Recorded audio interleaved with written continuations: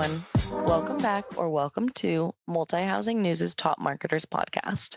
My name is Jordana Rothberg, and for this month's episode, I am so lucky to be joined by the Vice President of Marketing with Organized Living, Amanda Parker-Wolery. Amanda matches her creativity with her background in marketing and strategy in her role with Organized Living. She has an expertise in strategic marketing, project management, and team leadership. She's been with the company since 2021 and previously served as the VP of Marketing and Enrollment for the Art Academy of Cincinnati. Amanda, I am so lucky to have you here with me today. Thank you for joining me. Yes, thank you for having me. I'm excited to talk to you. Absolutely. So let's just dive in. Like I always do, could you start with just telling me a bit about yourself, how you got to marketing, and how you got to Organized Living? Yeah, perfect. So it's a long meandering path, so I'll try to make it short. But I actually have a creative background. So my undergraduate degree was in visual communication with a minor in communication. And for a lot of years, I was actually a professor. So I was a design professor. I taught some marketing classes. I taught interior design. And then I decided that I wanted to step away from higher ed and I went into more of a marketing role. It felt like a natural extension to what I was already doing. So it's still creative, it's storytelling.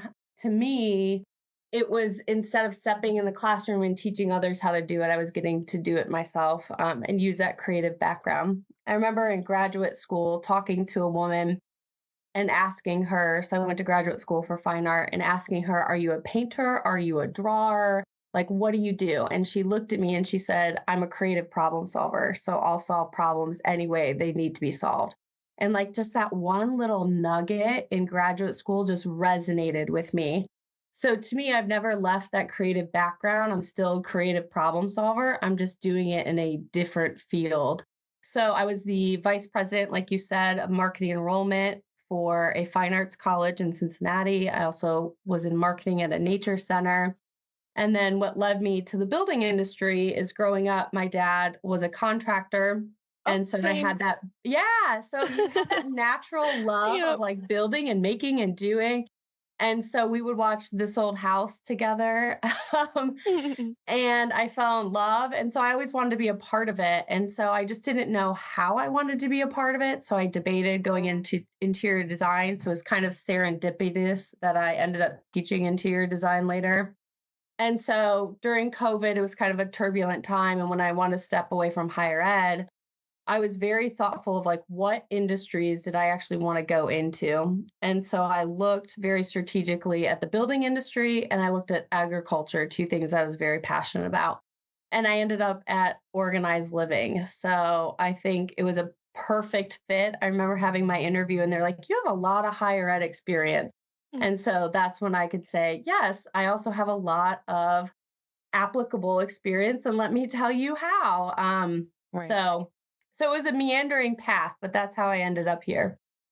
Was the transition from higher ed teaching marketing to going into the industry and actually doing it super smooth, or did you come across any challenges? I would say yes and no. I think I was very lucky into some of my first marketing roles having great mentors. Mm, And I really had the like creative background and they really helped fill in some of that with like the analytical background. But the beautiful thing is I'm highly competitive if you ask any of my family members. So I'm always like eager to look at numbers and say, how can we get better? And it's interesting. One of the things in looking at applying to organized living and why I applied was looking at their values. And one of them was learn, grow, change, excel. And I very much take that to heart. So being able to see where we are and how do we learn, grow, change, and then get to some place better time after time really resonated with me. So I don't think it was definitely a transition. I think the hardest part was going to that 9 to 5, because the beautiful hmm thing about being a professor is your classes are at all different times and you might have a 3 hour gap or you might not have classes that day. So the hardest part was really being like, now I'm a 9 to 5 person or an 8 to 5 person. So Right. That is definitely a tough transition. So you have sort of an untraditional path to marketing, but honestly, most people that I interview on this podcast do. One of my questions that I wanted to ask you today is Say somebody listening in wants to get into marketing or is already in marketing but wants to get into multifamily marketing and doesn't really know how. What advice Mhm. would you offer them? So I think there's a couple things. One, marketing is always evolving. So it's not something that you can set it and forget it. So you've got to stay curious. I think that would be my number one point is to stay curious and always be learning. Soak in as much as you can, read what you can, learn from others. I think I'm gonna have three things. So staying curious, and then the next thing is networking. You can't be afraid to put yourself out there. So going to these events, talking to people, being willing to ask them questions and ask if they'd be willing to mentor you. I think that was a big thing for me. Is when I was transitioning to marketing, one of my former bosses was at P&G, and he was just a wealth of knowledge. And we stay in contact now, and he continues to mentor me. And then I think the other thing I would say is to not be afraid of failure, because Hmm. if you're not going to try things and be willing to fail, you're always going to be under this like safe little ecosystem where you aren't breaking through the noise. And I think that's really important. When I was in higher ed and in marketing, everybody was like, let's do this digitally. Everything has to be digital, digital, digital. And at that point, especially I was marketing to the tail end of millennial and Gen Z that was coming up. Their whole life was digital noise. So we thought of some out of the box things that we could do to be more personalized and really give a strong understanding to those prospective students of what they were going to experience when they came into the school, that we did a lot of untraditional things that people thought were foolish. But those were the things that got the students to actually show up. I think you got to be okay with trying things and failing. I love that advice. Sort of along the same lines, you mentioned how things are moving so quickly, things are getting digitalized, but you want to be more traditional and, find your niche, etc. Why is right now a cool time to be in marketing and to keep learning, like you said, and, Mhm. follow this industry? I think in the last 5 years, especially even the last 2 years, things have been really energized, especially with AI. And people need to understand AI has been around for a very long time. So I think we need to think about it as specifically like machine learning and large language models coming out, and how can you utilize those. So I know a lot of people in the industry, especially myself coming from a creative background, we initially thought, well, creative jobs are always going to be safe. It's going to be the trucking jobs. It's going to be manufacturing jobs that are going to go away. And the funny thing is like things like Chat GPT come out, and it's the creative jobs that they're going after, right? So you can either turn away from it and you could be afraid, or you can figure out how to utilize it as a partner and a tool. And that's what I've had my team really lean into. And there was definitely some initial reluctancy of doing that because they felt like it devalued or diminished what they were doing. But things like ChatGPT or other large language models can only take you so far. And you need that human touch, you need that human element, you need that creativity to be able to take whatever you put into that machine and take it to the next level. Otherwise, we're all going to be producing the same sort of things.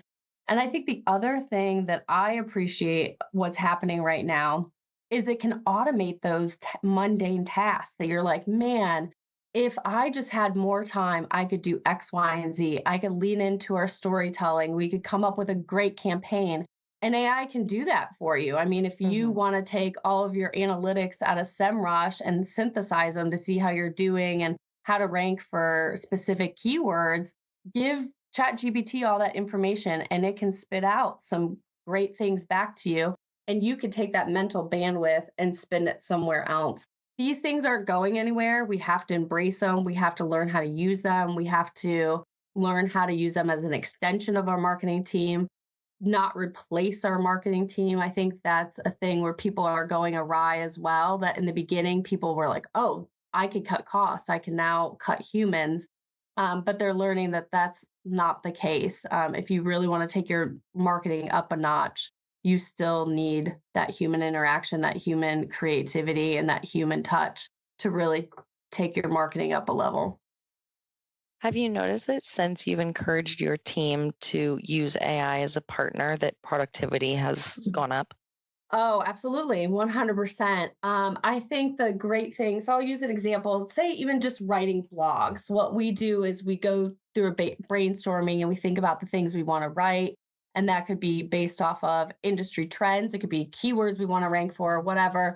And we utilize that to help create an outline. And then from there, our copywriters can fill in all the blanks, write the copy, and we get more done. We end up with more blogs versus less blogs because a lot of that initial trepidation of how am I going to format this can be taken away. And they can really just get into the storytelling aspect of it that is what really excites them. So I think I would say we produce more, Mhm. which is a great thing. Yeah, that's awesome. Okay, shifting gears a little bit. You offer a really unique perspective because you work in marketing, but in a sort of multifamily adjacent space. So I'd love if you and I could chat a bit about your experience in this space and what it's like to market in this very niche multifamily segment that you operate Mhm, in. mhm. So organized living's interesting. We're a building manufacturer, and we are B2B. So we sell to a nationwide network of installing dealers around the country and in Canada. And so we have two divisions that try to influence the market. We have a single family division, and then I focus personally on the multifamily division. And what's interesting about that is there's a lot more layers to that. So we really need to think about like what we offer the world, which is closets, and how do we make that exciting? That's not always the first top of mind thing when an owner developer is building a new project. They're not thinking about closets, or the architect might not be thinking about closets. They save that to the end or they leave it to the GC. So for us, it was really important to one, understand the needs of those different stakeholders from the owner developer, the architect, the GC, understand what we offer, and then get them to think about closets differently, right? A way to think about it is instead of thinking about it from the owner, the top down from the owner developer to the resident, but thinking about it from the resident up. What is a resident looking for when they look for an apartment? They're looking for a place that they can call home. They're looking to reduce their stress. So, how can closets fit into that? The idea of organization, differentiating their properties. An owner developer might be building and there's 10 other properties around them. All of them have a pool, all of them have a gym. So, what is the thing that they can do to differentiate themselves that other owner developers aren't doing? And how can storage and organization fit inside of that category? So, I think you need to really understand those different stakeholders, what they're looking for, what they need, and what you offer. And then making sure that your storytelling is really getting to their pain points or things that they're not even thinking of. I think sometimes in life we just go through the motions. We have the next project to build and the next project to build. And we don't necessarily always get the time to stop and pause and say, are we making all the right decisions? So being able to engage in that conversation and say, hey, we are the experts in this. And we're listening to it from the resident level, and you're interested in retaining the resident, you're interested in increasing rental income. Let us tell you how you can do that through storage and organization. Definitely a lot there that you're balancing and working on all at once. So, what's your advice to people that are similarly navigating this multifamily adjacent space, working with owner developers, but also residents? So, like, what's important for marketers like you to know? Mhm. I think the biggest thing, especially, and I'll say it from like a manufacturer perspective, but I think anybody working in multifamily, it's very complex. Single Mm, family, I don't want to say it's necessarily cookie cutter by any stretch of the imagination, but I think it's easier to wrap your head around single family dwellings than it is multifamily. Multifamily has so many layers, and who are the primary decision makers?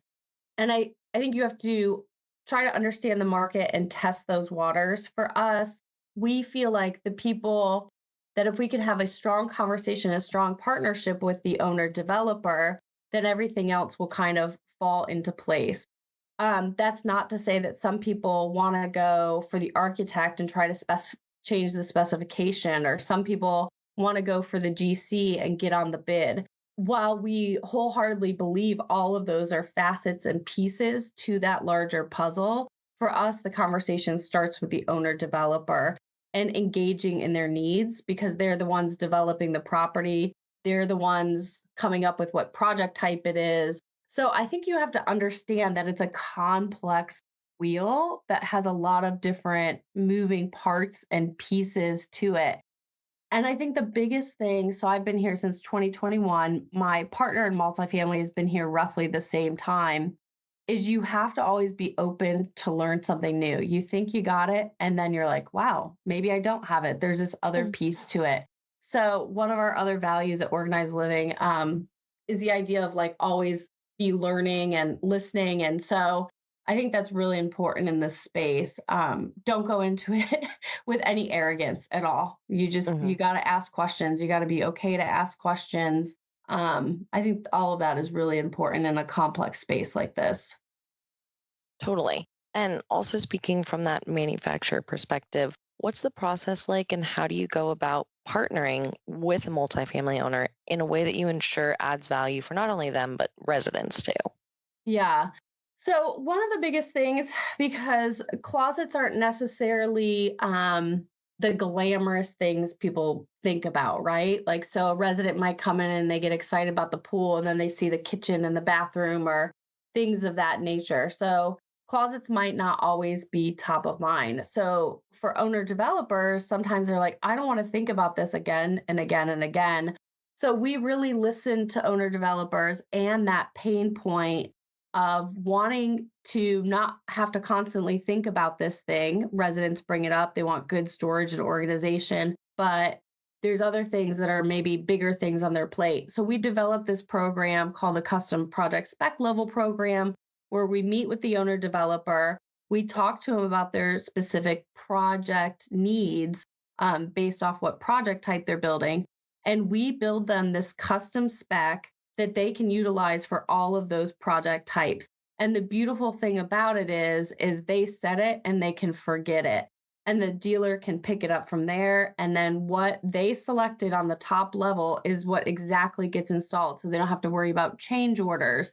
They could think about cost from the beginning and not necessarily at the end. And so I think that listening piece of it and listening to those pain points and how you can add value is one of the biggest things. So a lot of our programs come out of those conversations that we're having with the OD when they are building their properties and all of their different pain points they're having along the way. So it almost circles back to your answer to the previous question of come into this with no ego. You have to keep learning and asking questions. And that's sort of where your value add prop is formed. Yeah, absolutely. I think so. We do consider ourselves the expert in the storage and organization industry, but there's always ways to look at things differently, right? So it is coming at it without that ego and showing your results and asking for feedback. I think things in life need to be a continual feedback loop. Otherwise, you're not going to be able to make it better by any means. So yeah, it all goes back to that move the ego aside, listen more, lean in more, take that feedback back, and then the proof is in the pudding from there. Amazing. Okay, Amanda, my last question for you. What are some challenges that you have faced in your marketing career? And what advice do you have to somebody that might be facing similar ones in overcoming them? Yeah. So the example I'll use, which I hope we never live through again, but I think there's a lesson to be learned here. I would say the toughest time was COVID, but Right. I hope we never have to live through something like that again. But I think that there's a lesson that we have to keep with us. So, navigating, I was in higher ed during that time. A lot of higher ed is recruiting face to face. And so, all of a sudden, and we could think about that from the building industry, right? We're going to trade shows, we're going to networking events. All of a sudden, we can't do that. So, we have to think about new ways that we're engaging with these audiences. So, if you think about all of those struggles, the wonderful thing about it is it pushed us out of our comfort zone to think about how we approach things in different ways and really making us realize that adaptability is everything. And so, that is like the biggest lesson I think we have to take out of any struggles we have, right? So, budgets might get cut. You might have not as many people on one team that you had with one company versus another company, but how can you adapt? Because you've got to always be adapting, whether you're adapting to something like COVID or whether you're adapting to machine learning becoming the next big thing. I would say almost to a degree, the word marketing and adaptability are become synonymous to each other. So being willing to lean into a constantly shifting landscape is very important. And I think what COVID taught me was that you're going to be okay. If you can be adaptable, if you can use that creative mindset, it goes back to what I was saying earlier, talking to that person in graduate school about I'm just a problem solver. I'm a creative problem solver.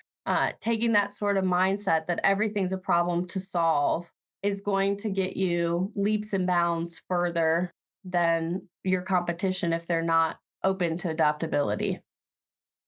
I love that answer, and I agree with you. Obviously, we hope something like that never happens again, but it's a great takeaway in any industry, I think. Absolutely. Thank you so much for taking the time to come and join me today and chat with me, Amanda. I sincerely appreciated your company. Thank you. It was great. And to all my listeners, before I let you go, MHN wants to invite you to join the Executive Council. Each month, experts weigh in on different trending topics, and we'd love to have you join. To do so, please send an email to jessica.fiur@cpe-mhn.com. And finally, if you enjoyed this episode, give it a like and review, and of course, tune in next month to Top Marketers.